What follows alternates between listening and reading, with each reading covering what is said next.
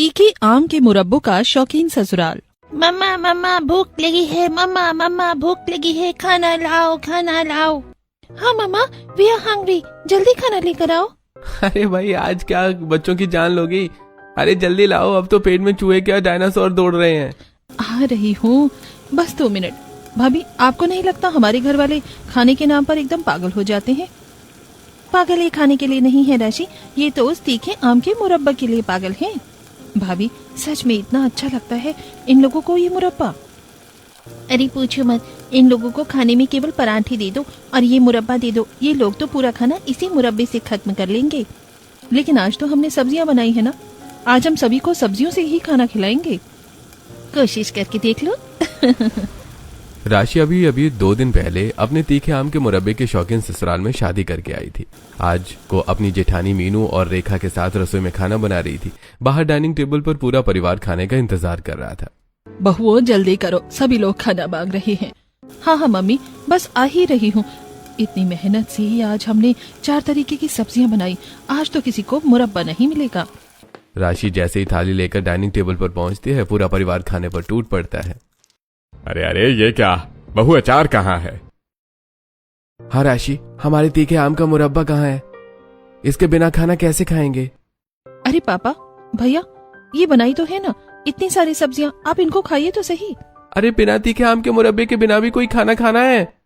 परिवार के सभी लोग तीखे आम के मुरब्बे के लिए शोर मचा रहे हैं। तभी अरे मीनू बहू, सोच क्या रही है, जा जाकर जल्दी ला। अम्मा। मीनू जाकर मर्तबान लाती है और डाइनिंग टेबल पर रख देती है और सभी को तीखे आम का मुरब्बा परोसती है। आहा, अब आई ना खाने में जान। राशि बेटा, तुम अभी इस घर के मिजाज से अनजान हो। ये सब्जियां अपनी जगह हैं और ये मुरब्बा अपनी जगह। ये हुई ना बात। अब देखना चाची, मैं कितनी जल्दी सारी रोटी खा जाऊंगा। राशि खड़ी क्या है, अब तू भी बैठ जा हमारे साथ, ले थोड़ा सा मुरब्बा तू भी चख ले। हाँ भाभी जल्दी बैठिए, आज आपको पता चलेगा कि आपके तीखे आम के मुरब्बे का शौकीन ससुराल मिला है आपको। नहीं नहीं दीदी, आप लोग ही खाइए, मैं तो अपनी बनाई इन सब्जियों से ही खाऊंगी। अरे राशि, ये तुम भी ट्राई करो, एक बार खाओगी तो सब्जियां भूल जाओगी। नहीं चाची, आपको खाना ही पड़ेगा। ये देखो कितना जूसी है, बिल्कुल मैंगो कैंडी जैसा। बस एक बार प्लीज। हाँ चाची खा लो ना, बहुत यम्मी है। देखो मेरी प्लेट तो खाली भी हो गई। अच्छा अच्छा बाबा, लाओ। अरे ये तो वाकई बहुत कमाल है। कैसा लगा चाची, मिर्ची लगी क्या? नहीं मतलब तीखा तो है, पर वो गुड़ की वजह से इतना जूसी और सॉफ्ट है। ये मुझे लगा था सिर्फ मिर्च होगी, पर ये तो बहुत टेस्टी है। देखा, मैंने कहा था ना कि तुम्हें पसंद आएगा। अम्मा स्वाद तो लाजवाब है, लेकिन सच में कितना भी टेस्टी हो, मैं आप लोगों की तरह ऐसे कटोरी भर भर के नहीं खा सकती। अच्छा, ये तो वक्त ही बताएगा कि तुम कैसे खाती हो और कितना खाती हो। हाँ हाँ ठीक है, अब आप लोग शांति से खाइए, वरना ये मर्तबान आज ही खाली हो जाएगा। सभी लोगों के खाना खाने के बाद तीनों देवरानी जेठानी मिलकर डाइनिंग टेबल और किचन साफ करती हैं और फ्री होकर राशि अपने कमरे में आती है। बेड पर बैठते ही उसके मोबाइल की घंटी बजती है। हेलो राशि बेटा, कैसी है और क्या चल रहा है ससुराल में? खाना पीना हो गया सबका? हाँ माँ, बस अभी खाना खाकर ही फ्री हुई हूँ। आप बताओ घर पर सब कैसे हैं? पापा ठीक हैं? सब ठीक है बेटा। अच्छा ये बता, आज खाने में क्या खास बनाया था? माँ आज तो मैंने पनीर की सब्जी, दाल तड़का, रायता और सलाद सब कुछ बनाया था। अरे वाह। हाँ माँ, लेकिन आपको पता है मम्मी एक तीखा और चटपटा आम का मुरब्बा बनाती हैं। माँ यहाँ के लोग उस मुरब्बे के इतने शौकीन हैं कि मेरी बनाए 4 सब्जियों को छोड़कर सबने सिर्फ मुरब्बे से परांठे खाए। अच्छा, अरे बेटा गर्मियों के सीजन में तो सभी आम के शौकीन होते हैं। हाँ शायद मुझे भी यही लगता है। बिल्कुल, नया 9 दिन पुराना 100 दिन, तो चिंता मत कर। राशि फोन रखकर मुस्कुरा देती है। तभी सार्थक भी रोमांटिक अंदाज में कमरे में आता है। तो साहिबा अपनी माताश्री से मेरी और इस घर की शिकायतें कर रही थी। शिकायत नहीं, हकीकत बता रही थी। और आप कब आए? अरे बस अभी। वैसे एक बात बताओ, कैसा लगा तुम्हें मेरी मम्मी के हाथ का वो तीखा आम का मुरब्बा? हाँ अच्छा तो था, मतलब मैंने जितना सोचा था उससे कहीं ज्यादा स्वाद था। सिर्फ अच्छा नहीं राशि, वो वाकई में बहुत बहुत टेस्टी और लाजवाब होता है। एक बार उसका चस्का लग जाए ना तो फिर वो जुबान से उतरता ही नहीं है।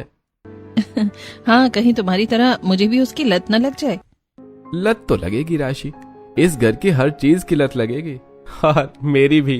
वैसे इतना तीखा मुरब्बा खाने के बाद अब मेरा कुछ मीठा खाने का मन कर रहा है। अच्छा, तो मैं रसोई से मिठाई लेकर आऊं क्या? रसोई में जाने की क्या जरूरत है जब इतनी प्यारी सी मीठी बीबी सामने बैठी हो। सार्थक, आप ही ना। दोनों के बीच एक खूबसूरत रोमांटिक पल छा जाता है। अगली सुबह राशि नहा धोकर पूजा पाठ करने के बाद रसोई की ओर बढ़ती है, जहां शकुंतला, कजरी और दोनों जिठानियां। मम्मी प्रणाम, अम्मा प्रणाम। अरे आज सुबह सुबह आप सब रसोई की सफाई में जुट गई। बताइए आप सबके लिए नाश्ते में क्या बनाऊं? अरे बहू, नाश्ता वाश्ता बाद में सोचेंगे, पहले ये देख, इस मर्तबान में तो बस पेंदे में ही बचा है ये। अरे ये मर्तबान तो खाली होने को आ गया है। बहुत जल्दी देख दूसरे अलमारी वाले डिब्बों का क्या हाल है। अरे कोई बात नहीं मम्मी, खत्म होने वाला है तो क्या हुआ, कौन इतना मुरब्बा खाने वाला है? ओहो भाभी, क्या बात कर रही हैं आप? बिना मुरब्बे के कैसे चलेगा? रुकिए अम्मा, ये रही 2 डिब्बे और इनमें भी थोड़ा थोड़ा बचा है। राशि की सास और जिठानियां बड़ी सावधानी से उन 2-3 अलग अलग डिब्बों में बचे हुए मुरब्बे के टुकड़ों को खुरच खुरच कर एक मर्दबान में इकट्ठा कर रही थी। राशि हैरानी से उन्हें देख रही थी। इसके बाद तीनों बहुएं मिलकर नाश्ता और खाना बनाती हैं। दोपहर के खाने के बाद परिवार के सभी सदस्य आंगन में बिछे तख्त और कुर्सियों पर बैठे हुए हैं। राशि सबके लिए रसोई से ठंडी ठंडी नींबू की शिकंजी बनाकर लाती है। ये लीजिए ताजी नींबू की शिकंजी, गर्मी बहुत बढ़ गई है, इसे पीकर थोड़ी राहत मिलेगी। आहा, मजा आ गया बहू, लेकिन गर्मी के साथ साथ एक और चिंता भी बढ़ रही है। वही तो मैं कह रही थी, आज सुबह मैंने रसोई की सफाई की तो देखा कि मुरब्बा अब बस नाम मात्र का बचा है। तो फिर देरी क्यों कर रही हो शकुंतला? जब पता है कि मुरब्बा खत्म होने वाला है तो हाथ पर हाथ धरे क्यों बैठी हो? वैसे भी पापा, बच्चों की गर्मियों की छुट्टियां तो लगी गई हैं। पार्थ, सिद्धि और वेद भी घर में उधम मचा रहे हैं। क्यों ना इस बार सब गांव चले? बिल्कुल सही आइडिया है भाई, गांव की खुली हवा भी खा लेंगे और बच्चों को मौज भी हो जाएगी। हाँ, और सबसे बड़ी बात, वहां से कैरियां भी तो लेकर आनी है। बिना कच्ची कैरी के नया मुरब्बा कैसे डलेगा? कैरियां? पापा, कैरियां तो यहाँ शहर की मंडी में भी बहुत अच्छी मिल जाती हैं। गांव जाने की क्या जरूरत है? अरे बहू, शहर की उन दवाइयों वाली कैरियों में वो स्वाद कहाँ। हमारे गांव के खेत की कैरियों की खटास और खुशबू ही अलग है। असली तीखा आम का मुरब्बा तो उन्हीं से बनता है। yippee, हम गांव जा रहे हैं। मैं तो पेड़ पे चढ़कर खुद कैरियां तोड़ूंगा। बहू अब तैयारी शुरू कर दो, कल परसों में ही निकलना होगा। सभी लोगों ने अपनी पैकिंग की और ट्रेन में बैठकर गांव के लिए निकले। रात भर का सफर तय करने के बाद सुबह सुबह सभी रूप किशोर के ननिहाल पहुंचे। देखो राशि बेटा, ये मेरे मामा का घर है। मेरा आधा बचपन यही बीता है। अरे रूप किशोर आ गया, और देखो तो साथ में पूरी फौज लेकर आया है। आओ आओ बच्चों, अंदर आओ। शकुंतला, बहू कैसी है? मामी, बस आपकी दुआ है। प्रणाम मामी। खुश रहो बिटिया, बहुत सुंदर है बहू। चलो जल्दी से हाथ मुंह धो लो, चूल्हे पर दूध चढ़ा दिया है और रोटियां बस बनने ही वाली हैं। सभी गांव के मिट्टी के घर के अंदर बैठे रेखा और मीनू बिना किसी हिचकिचाहट के सावित्री के साथ चूल्हे के पास बैठ गईं। राशि खड़ी क्या है, जल्दी आजा। आज चूल्हे की रोटी और मक्खन का स्वाद भूल नहीं पाएगी। वाह मामी, ये तो सच में बहुत लाजवाब है। मुझे तो लग रहा है कि मैं यहाँ रहकर आप सबकी तरह खाने की शौकीन हो जाऊंगी। दोपहर का खाना खाकर सबने थोड़ी देर आराम किया। जैसे धूप ढली वैसे ही घर में खेतों पर जाने की हलचल शुरू हो गई। चलो भाई बच्चों, तैयार हो जाओ, धूप कम हो गई है। पापा, मैं तो सबसे बड़ी वाली कैरी तोड़ूंगा और मैं उन सबको इकट्ठा करूंगी। राशि बहू, चल हमारे साथ, आज तुझे दिखाएंगे कि हमारे बागों की कैरियां कैसी दिखती हैं। अरे चलो, जल्दी चलो। पूरा परिवार खिलखिलाता हुआ खेतों की ओर चल पड़ा। जैसे ही बाग में पहुंचे, चारों तरफ आम के लदे हुए पेड़ों को देखकर राशि दंग रह गई। वहां पहले से ही कुछ किसान काम कर रहे थे। चाची देखो, ये रही सबसे बड़ी कैरी, मैं अभी तोड़ कर लाता हूँ। भैया देख के, काका मेरी मदद करो ना, मुझे भी ऊपर चढ़ना है। अरे आइए आइए बेटिया, मैं चढ़ाता हूँ आपको। पूरा बाग हंसी मजाक से गूंज उठा। किसान लंबे बांसों में से कैरियां गिरा रहे थे और बड़े लोग उन्हें चुन चुन कर जूट की बड़ी बड़ी बोरियों में भर रहे थे। माँ, इन ताजी कैरियों की खुशबू ही अलग है। सच कह रही है बहू, यहाँ की मिट्टी और इन पेड़ों के बीच आकर मेरा तो मन कर रहा है कि कुछ दिन यहीं रुक जाऊं। बिल्कुल सही कहा शकुंतला, मेरा भी नहीं मन भर रहा। क्यों ना कुछ दिन गांव में ही रुक जाए। अरे लेकिन कैरियां तो हमने तोड़ ली है और बोरियां भी भर गई हैं। मुरब्बा डालने की तैयारी भी तो करनी है। रुक जाते हैं ना पापा, 2 दिन और रुक जाते हैं, बच्चों की भी मस्ती हो जाएगी। हाँ ठीक है भाई, जब सभी की मर्जी है तो 2 दिन और सही। पूरा परिवार गांव में 2 दिन और रुक जाता है। गांव में कजरी की बहन भी आई हुई थी। अरे ओ शकुंतला, अब तू आ ही गई है तो तेरे हाथ का वो तीखा आम का मुरब्बा बना दे। अरे मौसी, आप हुक्म कीजिए। देखते ही देखते आंगन में एक तरफ बड़ी बड़ी परातों में कैरियां काटी जा रही थी तो दूसरी तरफ रश्मि और राशि सिलबट्टे पर ताजे मसाले कूटने में बैठी। ओह भाभी, मिक्सी की आदत हो गई है, पर इस सिलबट्टे के पीछे माँ की खुशबू तो कमाल ही है। सच कह रही हो रश्मि, और देखो माँ कैसे संतुलन से नमक मिर्च और गुड़ मिला रही हैं। ये तो किसी कलाकारी से कम नहीं है। देख बहू, ये मुरब्बा एक बार बन जाएगा ना, खराब नहीं होगा। पूरे परिवार के पूरे दिन मेहनत करके शाम तक सावित्री और पार्वती के लिए 2-2 मर्तबान भर के अचार बना दिए। अगली सुबह पूरा परिवार अपनी कैरी की बोरियां लेकर घर के बाहर सामान उतार ही रहा था कि पड़ोस की विनीता और सुनीता अपनी बालकनी से झांकने लगी। अरे शकुंतला बहन, आ गई आप। हम तो रास्ता देख रही थी कि कब आपकी गाड़ी आएगी, और नहीं तो क्या, ये बोरियों में तो कच्चे आम ही आम दिख रहे हैं। क्यों शकुंतला बहन, अब की बार फिर से वही तीखा वाला मुरब्बा डाल रही हैं क्या? हाँ सुनीता, गांव से लेकर आए हैं। अब की बार कैरियां बहुत अच्छी हुई हैं। अरे वाह बहन, इस बार तो हमें भी थोड़ा चखा देना। पिछली बार जो आपने दिया था ना, वो तो हमारे बच्चों को इतना पसंद आया कि वो बाजार का अचार भूल गए। हाँ हाँ, क्यों नहीं, बनेगा तो जरूर भेजेंगे। देख रही हो? अरे मम्मी, वो तो तारीफ कर रही थी। खाक तारीफ, जब भी मेरे घर में मुरब्बे की खुशबू उठती है इनकी लाट पकने लगती है। मेरे अपने घर में तो पूरा पड़ता नहीं है, दिन भर इनके पेट भरती रहूं क्या? शकुंतला बड़बड़ाती हुई अंदर चली गई, लेकिन शहर वापस आने के बाद पूरा परिवार 2 दिनों तक बस आराम ही करता रहा। गांव से लाई गई कैरियों की बोरियों को गर्माहट ने अपना असर दिखाना शुरू कर दिया था। अरे ये कैसी महक आ रही है? बड़ी मीठी मीठी और सौंधी सी खुशबू है। राशि, लगता है गर्मी की वजह से कुछ कैरियां अंदर ही अंदर पक गई हैं। देखो, पूरी बोरी महक रही है। जैसे ही मीनू और राशि ने बोरी खोली, उसमें से कुछ कैरियां सुनहरी पीली निकल आईं। मम्मा ये देखो, ये तो बिल्कुल मीठे आम बन गए हैं। मैं तो इन्हें अभी खाऊंगा। हाँ मम्मा, बहुत टेस्टी लग रही है। बेटा, ये पके हुए आम नहीं है, ये तो पकी हुई अमियां हैं। इन्हें खाओगे तो तुम्हारे चेहरे पर फुंसी निकल आएगी। नहीं नहीं, मैं तो खाऊंगा, वो भी दो। मना करने के बावजूद पार्थ और वेद ने छिप छिप कर 2-3 गरम और पके हुए आम चट कर लिए। और अगले दिन सुबह, मामा ये देखो मेरे चेहरे पर क्या निकल आया है, छोटे छोटे लाल दाने। मामा, मेरे गाल पर भी फुंसी हो गया, खुजली हो रही है। मैंने मना किया था ना कि गरम बोरी के आम मत खाना। देखो दाने निकल आए। शाम को जब बच्चे नीचे पार्क में खेलने गए तो उनके दोस्तों ने उन्हें देखते ही घेर लिया। ओए वाड, ये तेरी शक्ल को क्या हुआ है? तो आम खाकर आया है या तेरी शक्ल पर ही आम उगाया है?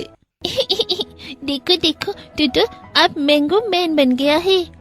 चुप रहो, ये तो गांव के असली आम का असर है। तुम लोगों को क्या पता। हाँ, हमारे पास तो बोरी भरकर आम है जो हमने खुद तोड़े हैं। बच्चे आपस में आम को लेकर बहस कर रहे थे और घर के अंदर, बहू अब देर मत कर, जो पक गए सो पक गए। बाकी बची कैरियों का आज ही तीखा मुरब्बा शुरू करना होगा। शकुंतला की बात सुनकर तीनों बहू ने मिलकर जल्दी जल्दी आम की बोरियां खाली की, लेकिन सारी कैरी पक गई थी, जिसे देखकर सभी एक दूसरे पर दोष मढ़ रहे थे। सब इसकी वजह से हुआ है। गांव से आते ही महारानी को नींद आ रही थी। अगर उसी वक्त आम फैला दिए होते तो आज ही पकते नहीं। और आप क्या कर रही थी? आप तो शहर आते ही फोन पर अपनी सहेलियों को गांव की गपशप सुना रही थी। चुप हो जाइए आप दोनों, मेरा तो तीखा मुरब्बा खाने का सपना ही टूट गया। माँ, अब क्या होगा? अरे माँ, क्या सच में अब कुछ नहीं हो सकता? अरे आप लोग इतना लड़ क्यों रहे हैं? पके हुए आम ही तो हैं, हम इनका भी तो मुरब्बा बना सकते हैं। अरे राशि, तू चुप रहे। तू समझती क्यों नहीं है कि तीखा मुरब्बा सिर्फ कच्चे आम का ही अच्छा बनता है। इन पके हुए पिलपिले आमों का मुरब्बा तो जैम जैसा लगेगा। सही कह रही हैं दीदी, पके हुए आम का तीखा मुरब्बा नामुमकिन। चलो, भगवान ने मेरी सुन ली।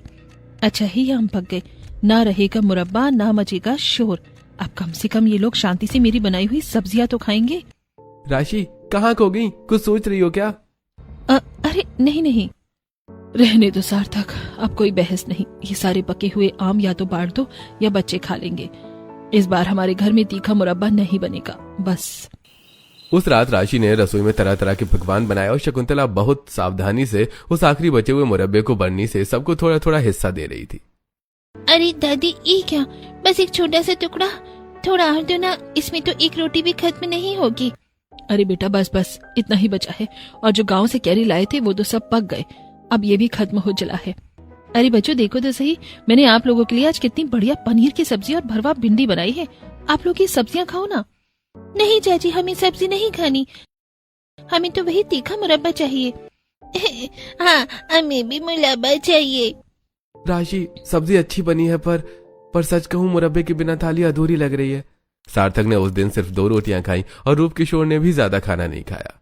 अरे सुनती हो, कल बाजार से कुछ कच्चे आम देखा हूं क्या? शायद मंडी में अच्छे मिल जाए।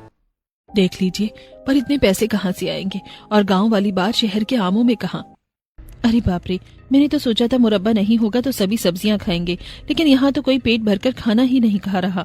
राशि का मन अचानक पसीजने लगा। अगली सुबह जब राशि की आंख खुली तो उसे तीखे और चटपटे मुरब्बे की क्रेविंग होने लगी। वो जल्दी से तैयार होकर रसोई में गई और डाइनिंग टेबल पर चाय और मठरी लाकर रख दी। क्या बताएं बहू, ये मठरी भी आज गले से नीचे नहीं उतर रही है। इसके साथ तीखा आम का मुरब्बा मिल जाता तो चाय का मजा ही कुछ और होता। बस कीजिए, आपको तो 24 घंटे बस मुरब्बा मुरब्बा और मुरब्बा ही दिखाई देता है। वो बहुत थोड़ा सा बचा है जो सिर्फ खाने के साथ एक बार मिलेगा। अरे भाई, मैं तो बस याद कर रहा था, इसमें इतना भड़कने वाली क्या बात है? भड़को नहीं तो क्या करूं? मैंने तो तुम लोगों से पहले ही कहा था कि गांव से आते ही बोरियां खोल दो, पर तुम बाप बेटों ने और बहुओं ने इतना आलस कर दिया कि सारे आम अंदर ही अंदर पक गए। आम अब मीठे हो चुके हैं और मीठे आमों से तीखा मुरब्बा नहीं बन पाएगा। बाप रे, एक मुरब्बा खत्म क्या हुआ, घर में तो जैसे गृह युद्ध छिड़ गया। डाइनिंग टेबल पर चल रही बहस के बीच राशि चुपचाप रसोई में गई और उसने बर्नी से जरा सा मुरब्बा निकाला और अपनी मटरी पर लगाकर एक बड़ा निवाला लिया। उफ, ये तो वाकई बहुत ही टेस्टी है, इतना चटपटा और तीखा। आप समझिए कि ये सब इसके पीछे इतने पागल क्यों हैं? जैसे ही वो बाहर आई उसने देखा कि पूरा परिवार अभी भी उदास बैठा है। बेचारे सब कितने मायूस हैं। मम्मी ने एक बार पके हुए आमों की लौंजी के बारे में बताया था, वो ट्राई करूं? राशि ने तुरंत अपने कमरे में जाकर अपनी माँ प्रियंका को फोन लगाया। हाँ बेटा, राशि सब ठीक है ना? बड़े सुबह सुबह फोन किया। माँ, बड़ी समस्या हो गई है। गांव से जो कैरियां लाए थे, अब तीखा मुरब्बा नहीं बन पाएगा। आपने एक बार पके आम की वो चटपटी लौंजी बताई थी ना, क्या वो तीखी बन सकती है? अरे क्यों नहीं, देख बेटा, तू बस आमों को छील कर फाके काट ले, फिर कढ़ाई में सरसों का तेल डाल, उसमें मेथी, कलौंजी, सौंफ और हींग का तड़का लगा। अब उसमें वो आम की फाके डाल और ऊपर से लाल मिर्च पाउडर, थोड़ा काला नमक और हल्दी डालना, अमचूर पाउडर और सौंठ डाल देना। बस थोड़ी देर धीमी आंच पर पकने दे, जब तक चाशनी गाढ़ी ना हो जाए। समझ गई माँ, थैंक यू माँ, आपने तो लाज ही बचा ली। माँ से नुस्खा सीखने के बाद राशि ने रसोई में जाकर पके हुए आमों को धोया, उनके छिलके उतारे और बड़ी सावधानी से उन्हें फांकों में काट लिया। कढ़ाई डालकर उसने हींग, मेथी और कलौंजी का तड़का लगाया। शाम के समय सभी मर्द अपने अपने काम से घर लौटे। अरे ये खुशबू कैसी है? बड़ी सौंधी और मीठी तीखी सी महक आ रही है। शकुंतला, क्या घर में अचार वचार डल रहा है क्या? हाँ पापा, महक तो बड़ी जबरदस्त है, भूख और बढ़ गई इसे सूंघकर। पापा, ये मैंने थोड़ा सा प्रयोग किया है, आप सब चक्कर देखिए तो सही। राशि ने सबको एक एक चम्मच चखाया। सार्थक और ससुर ने जैसे ही निवाला मुंह में रखा, उनके चेहरे पर एक अलग ही चमक आ गई। अरे वाह राशि, ये तो बहुत कमाल की है, इसका अपना ही एक अलग और बहुत टेस्टी स्वाद है। हाँ माँ, ये तो बड़ी जूसी और चटपटी है। स्वाद तो बुरा नहीं है बहू, अगर तो इसमें थोड़ा सा अजवाइन और गुड़ की मात्रा थोड़ी बढ़ाकर इसे थोड़ा और गाढ़ा करती तो इसका जायका और ज्यादा निखर कर आता।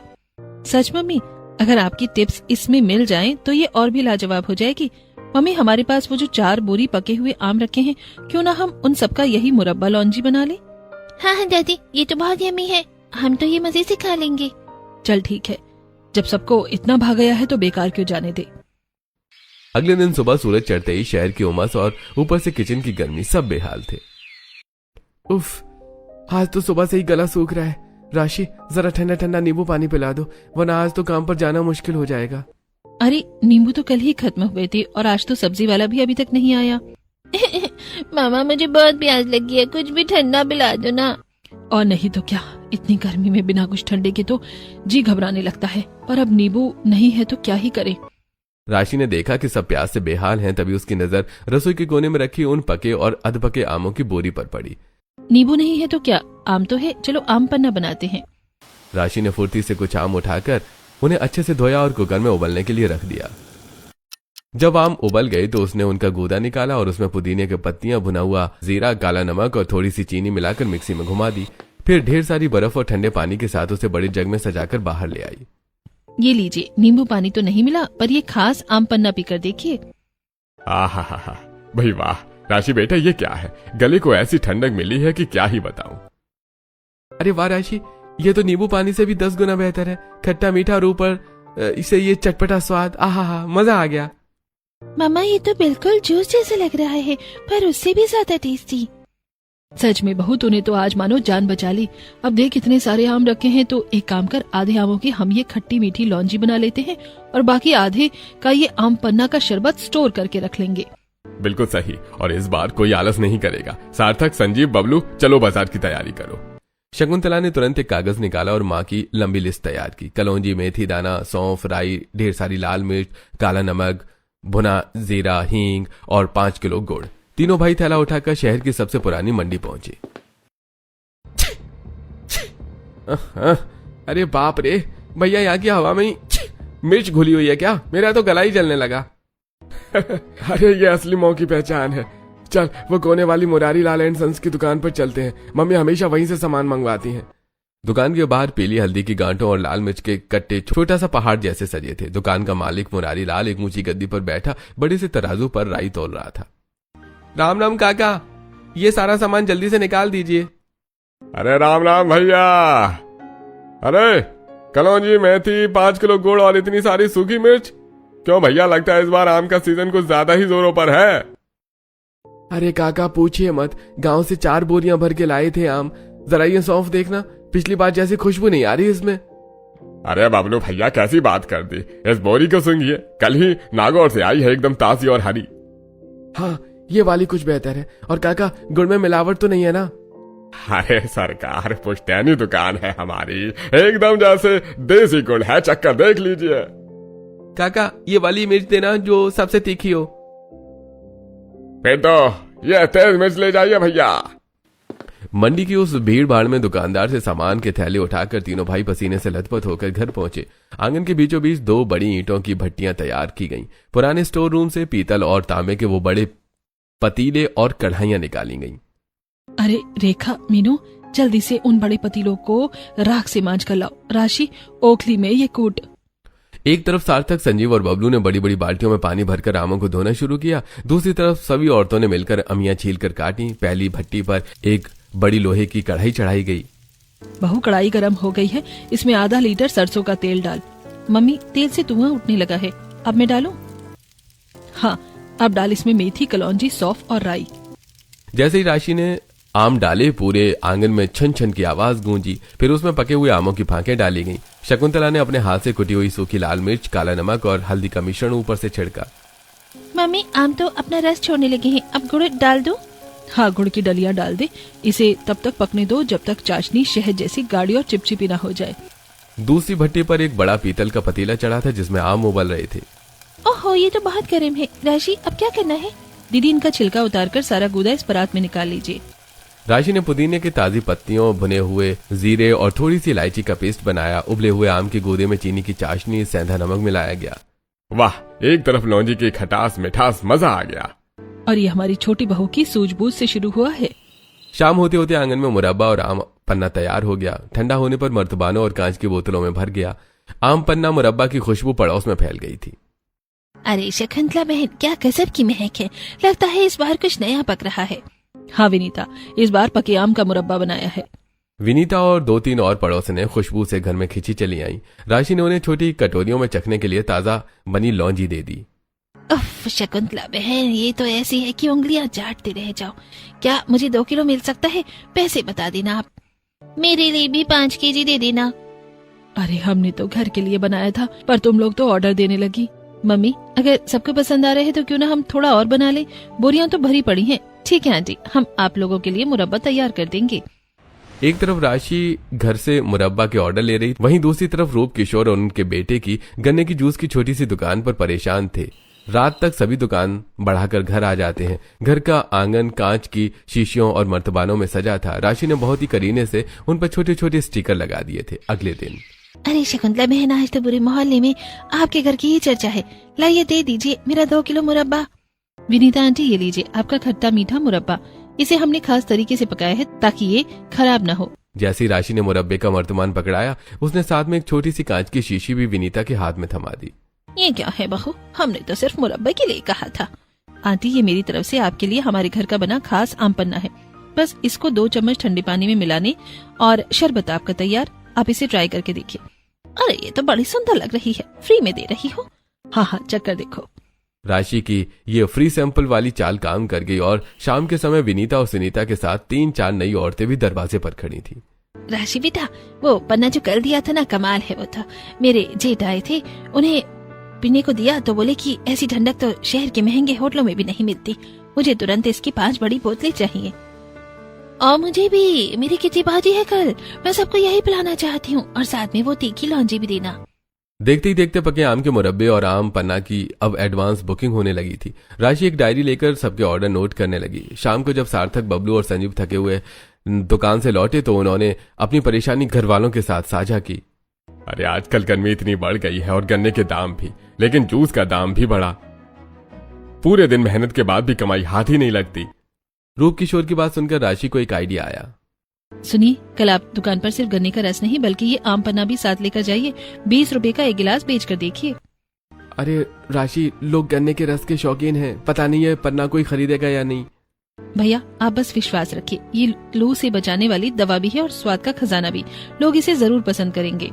दोपहर के 2 बज रहे थे। सड़क पर गर्म हवा के थपेड़े चल रहे थे।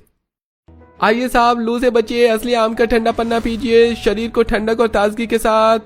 तभी पास के एक ऑफिस से 2 लोग कोट पहने पसीना पोंछते हुए आए। यार इतनी गर्मी है कि काम पर ध्यान ही नहीं लग रहा है। भाई ये क्या बेच रहे हो, पन्ना? हाँ साहब, एकदम घर जैसा बनाए, एक बार पीकर देखिए। लाओ भाई 2 गिलास पन्ना दो। गर्मी में तो लिक्विड कुछ भी मिल जाए मजा आ जाता है। सार्थक ने उन्हें 2 गिलास आम पन्ना दिया और आम पन्ना पीते ही, अरे वाह, ये तो बहुत शानदार है, गजब की ठंडाई मिली। भाई ऑफिस में सबको यही पिलाना चाहिए। क्या आप बोतल में भी पैक कर दोगे? हमें ले जाना चाहते हैं। जी जरूर। चारों ने उन्हें आम पन्ना पैक करके दिया। तभी कुछ बच्चे अपनी माओ के साथ उतरे। मम्मी मुझे वो हरा वाला जूस पीना है। भैया ये तो बहुत शुद्ध लग रहा है, हमारे पास तो घर पर आम उबालने और पन्ना बनाने का टाइम ही नहीं मिलता। क्या ये आप सेल भी करते हैं? हाँ बहन, ये देखिए हमने ताजी बोतलें भी तैयार रखी हैं, आप ले जा सकती हैं। धीरे धीरे करके कुछ राहगीर एक बुजुर्ग व्यक्ति रुकते हैं और गिलास खत्म करके डकार लेते हैं। अरे बेटा जीते रहो, इस उम्र में ये लू जान ले लेती है, पर तुम्हारे इस गन्ने ने तो जैसे शरीर में नई जान डाल दी। बहुत खूब। रात को जब तीनों भाई घर आए तो उनके चेहरे पर थकान नहीं बल्कि एक अलग ही चमक थी। सबने मेज पर आज की कमाई का ढेर लगा दिया। राशि, आज तो कमाल हो गया, जितना पन्ना हम ले गए थे दोपहर तक ही खत्म हो गया। गन्ने के जूस से ज्यादा तो लोग पन्ने के पीछे पागल थे। और तो और मम्मी, जितनी बोतलें हमने रखी थी वो सब बिक गई। आज का प्रॉफिट पिछले पूरे हफ्ते की कमाई से ज्यादा है। अरे बहू, तूने तो गर्मी मजे करा दिए। देखा, अब मान गए ना, हमारी बहू को पी के आम के मुरब्बे का शौकीन ससुराल मिला था और इसने हमें आम के मुरब्बे का व्यापारी बना दिया। राशि के परिवार बाजार से खरीदकर आम पन्ना और आम का मुरब्बा बनाकर बेचने लगे और 1 साल बाद उनकी पुरानी गन्ने की जूस की ठेल एक जूस पार्लर में बदल चुकी थी। उसी दुकान के ठीक बगल में एक बड़ा और सुंदर अचार मुरब्बे की दुकान भी थी। देखो बबलू, आज शहर का कोई ऐसा कोना नहीं है जहां हमारा तीखा मुरब्बा और राशि की वो आम पन्ना की बोतलें न जाती हो। हाँ पापा, सही कहा। रात को पूरा परिवार अब अपने नए और बड़े घर के डाइनिंग टेबल पर बैठा था। लो भाई, असली तीखा मुरब्बा है। इस बार मैंने खुद मंडी से कड़क कैरियां चुनकर मंगवाई थी। अब चक्कर बताओ, वही स्वाद है ना? हाँ बिल्कुल वही स्वाद है मम्मी। अरे याद है, ये हमारी राशि जैसे तीखे आम के मुरब्बे से इतनी चिढ़ थी कि ये मन ही मन खुश हो रही थी कि आम पक गए और अब मुरब्बा नहीं बनेगा। सच कह रही है दीदी, मुझे तो अंदाजा भी नहीं था मुझे आम के मुरब्बे का शौकीन ससुराल मिलेगा।